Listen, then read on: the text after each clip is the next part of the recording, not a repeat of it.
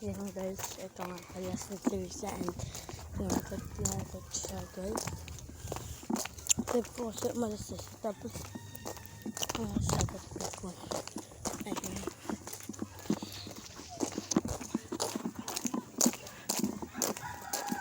Gila.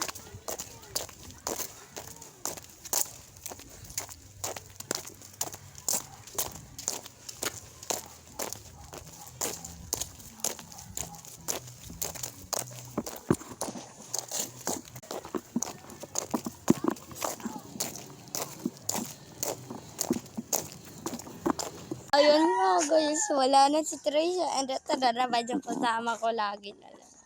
Pero sabi naman, lagi naman talaga kami magkasama. Ano pa kayo mo? Ayun siya guys, uuwi na doon and dito. Ayun yung bahay ni Jane na ho. And ayun yung aking bahay. Sa kasi. Ayun kasi guys, pinapaayos po yung bahay. Pero what the heck? Bakit bukas yung gate? Ayan guys, let's go to ano na naman guys. Linis na naman. Dito muna tayo guys. Kasi guys, nakakasawa na din dito. After. Ayan. Saan natin ito ilalagay? Siyempre sa lagayan. Ano ba yan? Hanggang dito yung nakalagay ng sapatos ko.